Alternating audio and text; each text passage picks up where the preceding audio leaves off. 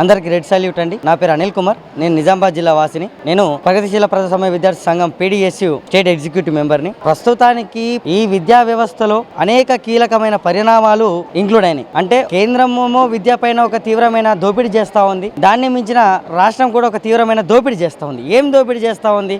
అసలు విద్యార్థులకు తెలియాల్సినటువంటి సైన్స్ టెక్నాలజీని కప్పిపుచ్చేసి అసలు మానవ జీవన పరిణామ క్రమాన్నే ఒక డార్విన్ పరిణామ సిద్ధాంతాన్ని తీసేసి ఇలా విద్యాలయాల్లో దేవుడు, మతము, దయ్యాలు, భూతాలు, మంత్రాలు అని చెప్పేసి ఒక కొత్త టెక్నాలజీని నాశనం చేసి అశాస్త్రమైన పద్ధతిని కేంద్రం యోచించి అంబేద్కర్, భగత్ సింగ్, అల్లూరి సీతారామరాజు ఇలా పోరాటాల చరిత్రను కప్పిపుచ్చి రాముడు దేవుడు, లక్ష్మణుడు దేవుడు, గణపతి దేవుడు అనే ఒక మతతత్వమైన మెదలనెక్కించి కులాలను విభజిస్తూ విద్యా వ్యవస్థను పూర్తిగా ఒకవైపు నిర్ణయం చేస్తూ ఉంటే ఇక్కడ ఉన్న రాష్ట్ర ప్రభుత్వం కులాల మధ్య గురుకులాలు పెట్టి స్కూళ్ళ పేరు మీద విడదీసి ఇలా BC, ST, మైనారిటీ విద్యార్థులకు కనీస స్కాలర్షిప్ కూడా ఇవ్వకుండా ప్రభుత్వ స్కూళ్ళల్లో బాత్రూంలో కనీస మౌలిక వసతులు కల్పించకుండా ఇలా విద్యను దూరం చేస్తున్నటువంటి పరిస్థితి ఉంది.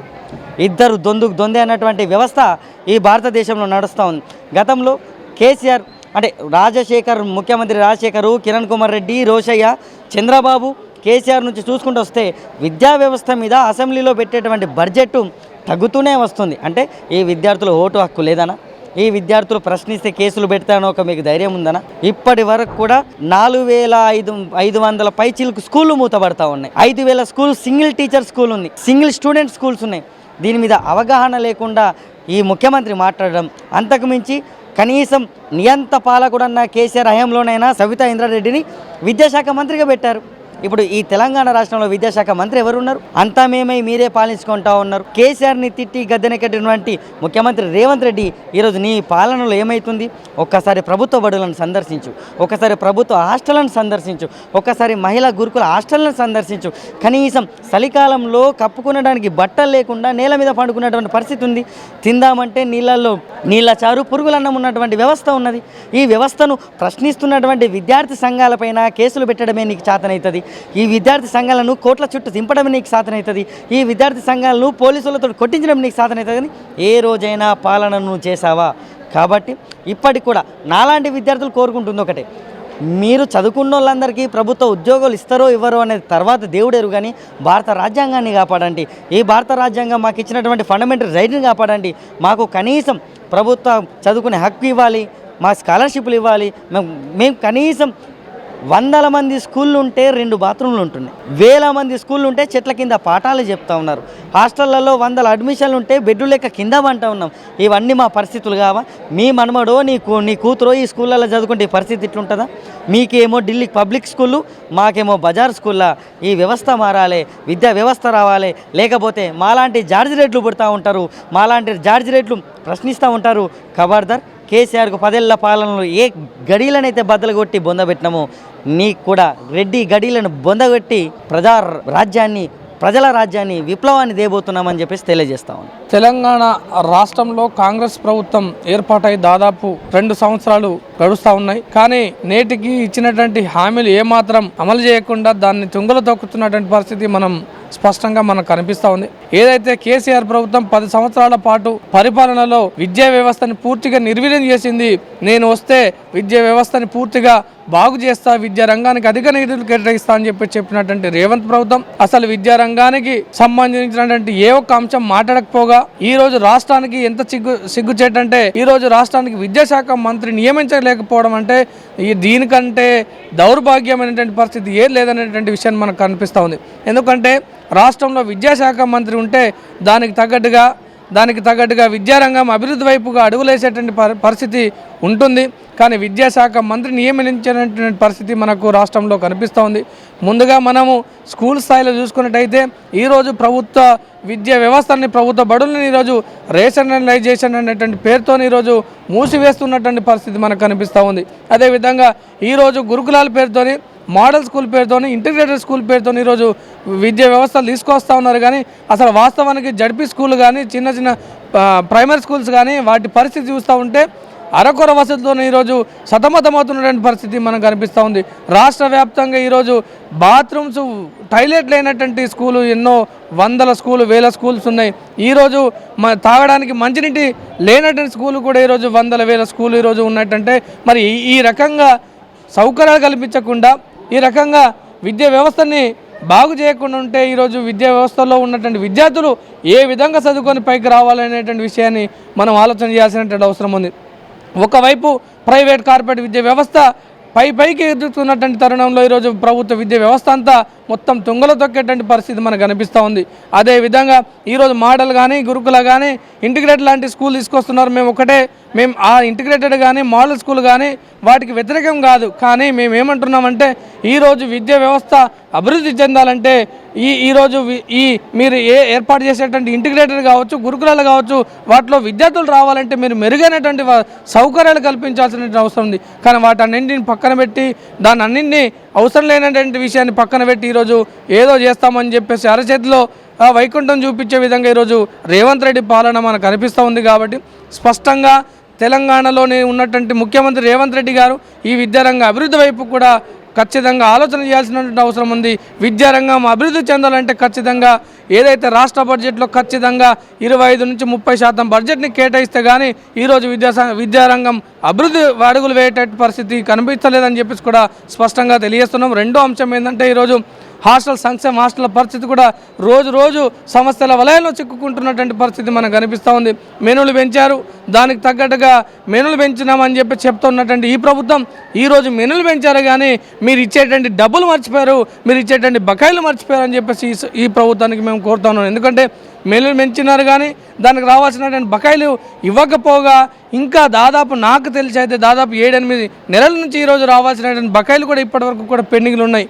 మరి మీరు మెనులు పెంచినామని చెప్పేసి గొప్పలు చెప్తా ఉన్నారు కానీ కింద చూస్తే అసలు లేదు కొసరు లేదు అన్నట్టుగా ఈరోజు కనిపిస్తూ ఉంది. కానీ ఎన్నో హాస్టల్ ఈరోజు సొంత భవనాలు లెక్క ఈరోజు ఏదో ప్రైవేట్ అద్దె భవనాల్లో కొనసాగుతున్నాయి.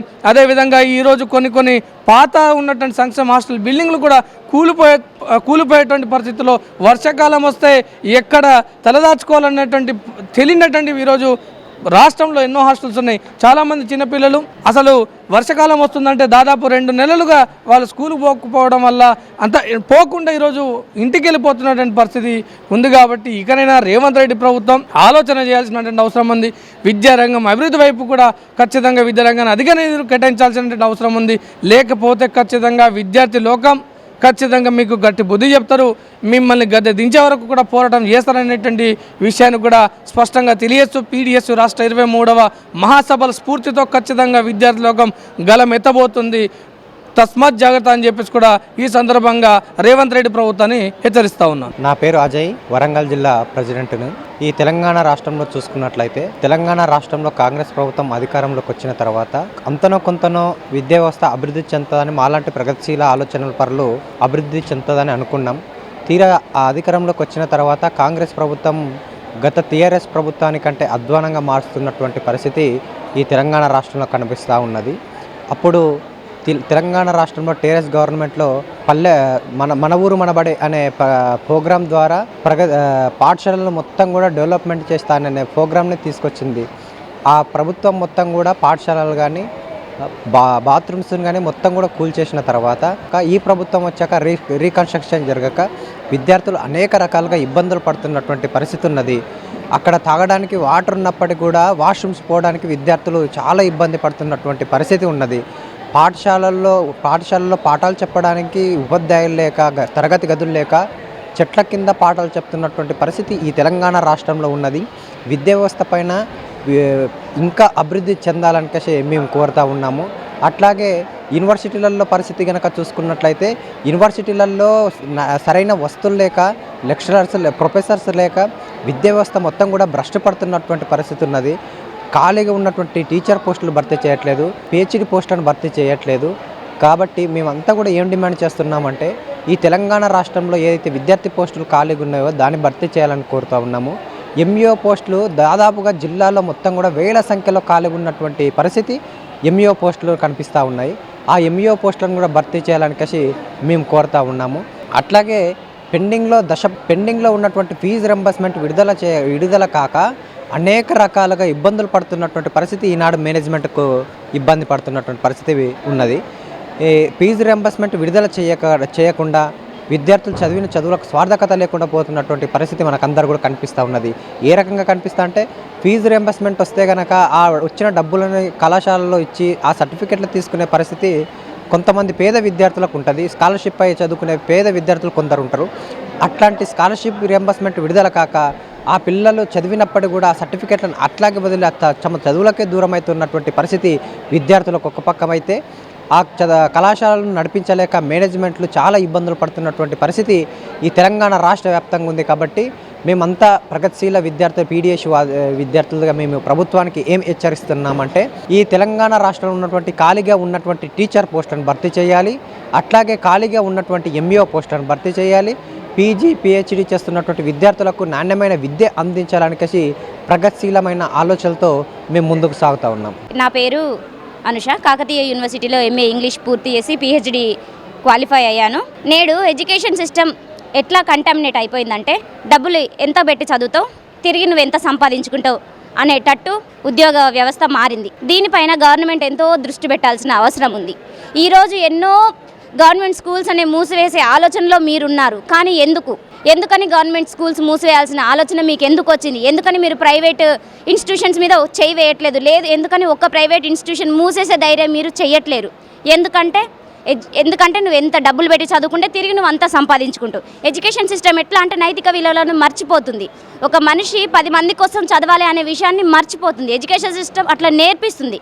ఇప్పుడు మన ముందు తరాల వాళ్ళు ఎట్లా బ్రతికిల్లో, ఒక్కరున్నా కానీ 100 మంది కోసం ఎట్లా నిలిచిలో. కానీ ఇప్పుడున్న జనరేషన్ అట్లా లేదు. ఎవరి స్వార్థం కోసం వాళ్ళు బ్రతుకుతున్నారు, ఎవరి సంపాదన కోసం వాళ్ళు బ్రతుకుతున్నారు. స్టూడెంట్స్ని ఎంత నిర్లక్ష్యం చేస్తున్నారంటే ఇప్పుడు కేసీఆర్ ప్రభుత్వమే కావచ్చు, ఇప్పుడు వచ్చిన కాంగ్రెస్ ప్రభుత్వం కూడా 2 సంవత్సరాలు అవుతున్నప్పటికీ కూడా ఇంతవరకు విద్యాశాఖ మంత్రిని నియమించకపోవడం కాంగ్రెస్ ప్రభుత్వానికి సిగ్గుచేటు అనే విషయాన్ని నేను నిర్భయంగా చెప్పాలనుకుంటున్నాను.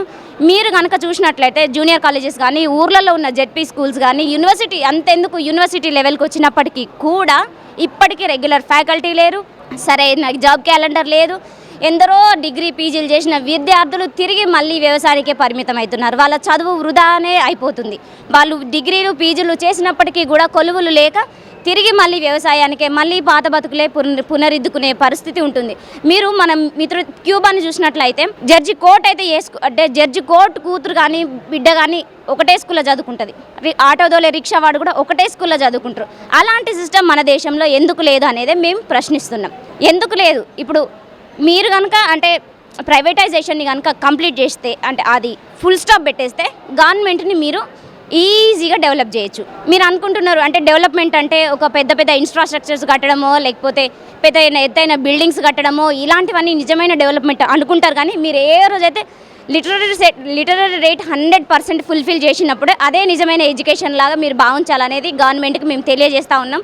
నిజమైన అభివృద్ధి అంటే ఎత్తైన భవనాలలో లేకపోతే మనం పేరు ప్రఖ్యాతలో ఉండదు. నువ్వు ఏ రోజైతే ప్రతి పేదింటి బిడ్డ ఇంట్లో 10 మంది ఉన్నా కానీ 10 మంది కూడా బడికి వెళ్ళిన ఫెసిలిటీ మీరు కల్పించినప్పుడే అది నిజమైన అభివృద్ధి అని భావించాలనేది మేము గవర్నమెంట్కు చెప్తా ఉన్నాం.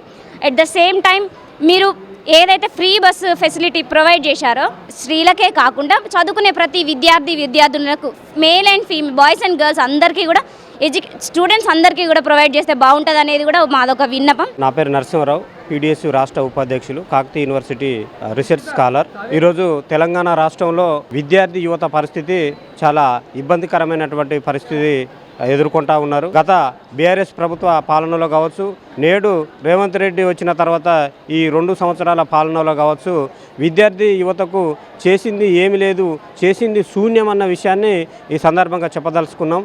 ఎందుకంటే గత BRS ప్రభుత్వం ఈ యొక్క తెలంగాణ విద్యార్థి యువతను మొత్తం కూడా పూర్తిగా విస్మరించింది. మేము అధికారంలోకి వచ్చిన తర్వాత విద్యార్థి యువతకు అనేక రకాల సౌకర్యాలు కల్పిస్తాం. ప్రతి సంవత్సరం జాబ్ నోటిఫికేషన్ వేస్తాం.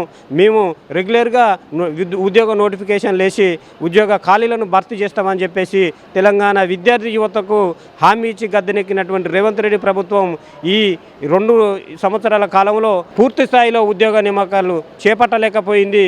ఊరించి ఒక 6,000 7,000 DSC పోస్టులు, 4-5 వేల కానిస్టేబుల్ SI పోస్టులను ప్రకటించి చేతులు దులుపుకున్నది తప్ప స్వతహాగా ఎలాంటి నోటిఫికేషన్ విడుదల చేయలేదన్నది మేము చాలా స్పష్టంగా చెప్పదలుచుకున్నాం. మరోవైపు గత బీఆర్ఎస్ ప్రభుత్వ హయాంలో 3 సంవత్సరాల ఫీజు రియంబర్స్మెంట్ స్కాలర్షిప్ బకాయిలు ఏవైతే ఉన్నాయో వాటిని విడుదల చేస్తామని చెప్పినటువంటి రేవంత్ రెడ్డి ప్రభుత్వం ఇప్పుడు అధికారంలోకి వచ్చి 2 సంవత్సరాలు అయితే ఉన్నది. గత 3 సంవత్సరాలు, ఇప్పుడు 2 సంవత్సరాలు, 5 సంవత్సరాల నుంచి ఈ యొక్క స్కాలర్షిప్ ఫీజు రియంబర్స్మెంట్ విడుదల చేయకపోవడంతో ఈ రాష్ట్రంలో ఉండబడినటువంటి దళిత గిరిజన బడుగు బలహీన వర్గాల విద్యార్థులు ఉన్నత విద్యను చదువుకోలేనటువంటి పరిస్థితి ఏర్పడతా ఉన్నది. వాళ్ళు చదువులు పూర్తి చేసుకొని వారి యొక్క ఒరిజినల్ సర్టిఫికెట్లు తీసుకొని ఇంకో పై చదువులకు వెళ్ళలేనటువంటి పరిస్థితికి ఈ రోజున ఈ తెలంగాణ రాష్ట్రంలో విద్యార్థులు ఎదుర్కొంటూ ఉన్నారు. కాబట్టి ఈ రాష్ట్ర ప్రభుత్వం తక్షణమే పెండింగ్లో ఉన్నటువంటి ఫీజు రియంబర్స్ స్కాలర్షిప్ తక్షణమే విడుదల చేయాలి.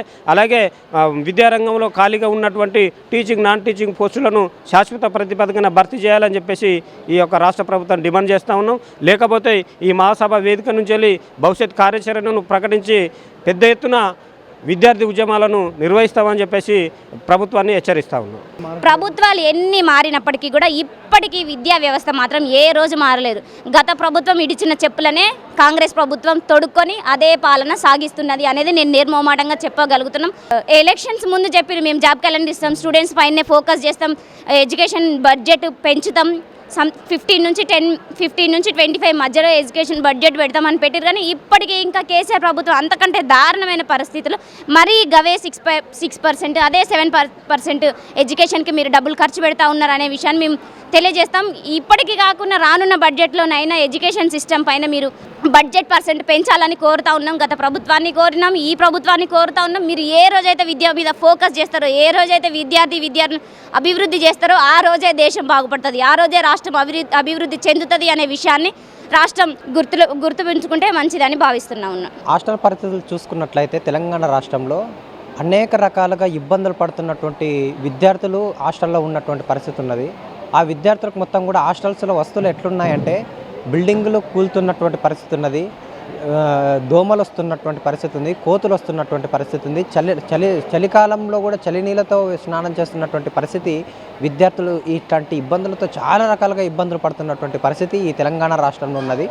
దీనిపైన తెలంగాణ రాష్ట్ర ప్రభుత్వం ఏం తీసుకోవాలంటే కొత్తగా ఏదైతే బీసీ హాస్టల్స్, ఎస్సీ హాస్టల్స్, ఆనంద నిలయాలు ఇట్లాంటి హాస్టల్స్లు ఉన్నాయో ఇట్లాంటి హాస్టళ్లకు సంఖ్యకు అనుగుణంగా ఎక్కువ సంఖ్యలో తీసుకొని విద్యార్థులను ఒకే రూమ్లో సంఖ్యకు గదికి తగ్గట్టుగా పెట్టకుండా, గది కంటే గది చిన్న ఉంటుంది, విద్యార్థులు ఎక్కువ ఉంటారు. అట్లా ఆ విద్యార్థులు చాలా ఇబ్బందులు పడుతున్నటువంటి ఇబ్బంది ఈ తెలంగాణ రాష్ట్రంలో ఉన్నది.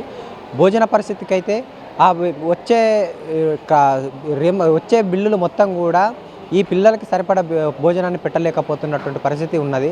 హాస్టల్స్లలో కానీ గురుకులాల్లో కానీ చాలా ఇబ్బందులు పడుతున్నటువంటి పరిస్థితి ఈ తెలంగాణ రాష్ట్రంలో ఉన్నది కాబట్టి సంఖ్యకు అనుకూలంగా గదులు నిర్మించాలి. సొంత బిల్డింగ్లు ఎస్సీ హాస్టల్ కానీ, బీసీ హాస్టల్ కానీ, ఆనంద నిలయం కానీ ఇట్లాంటి బిల్డింగ్లకు సొంత బిల్డింగ్లు ఏర్పాటు చేయాలి. ఈ ప్రభుత్వంలోనైనా ఇట్లాంటి బిల్డింగ్లను ఏర్పాటు చేస్తారని మేము ఈ ప్రభుత్వాన్ని కోరుతూ ఉన్నాము. గురుకులాల పరిస్థితులు చూసుకున్నట్లయితే గురుకులాలలో ఇరుకిరుకు అద్దె గదులలో తీసుకొని కాసి, అద్దె రూమ్లలో ఏదో ఫంక్షన్ హాల్లోనో ఏదో బిల్డింగ్లలోనో తీసుకొని కాసి విద్యార్థులు మొత్తం కూడా ఒక రకమైనటువంటి వాతావరణంలో పెంచుతున్నటువంటి పరిస్థితి ఈ తెలంగాణ రాష్ట్రంలో గురుకుల వ్యవస్థలో కొనసాగుతున్నది. గురుకులం అంటే ఒకనాటి పరిస్థితుల్లో ఇప్పుడు పోల్చుకుంటే అది గురుకులాక కాకుండా ఒక వేరే ఫంక్షన్లను చూసుకొని అట్లాంటి వాతావరణంలో విద్యార్థులు ఉన్నారు కాబట్టి దీన్ని వ్యతిరేకించాలి. మనం అందరం కూడా ఈ తెలంగాణ రాష్ట్రంలో ప్రగతిశీల ఆలోచపరుల విద్యార్థులుగా మేము ఆలోచిస్తున్నామంటే గురుకులాలకు సొంత బిల్డింగులు ఏర్పాటు చేసి విద్యార్థులకు ఏదైతే విద్యను అందిస్తున్నదో అది నాణ్యమైన విద్య అందడానికేసి మేము ఫైట్ చేస్తూ ఉన్నాం.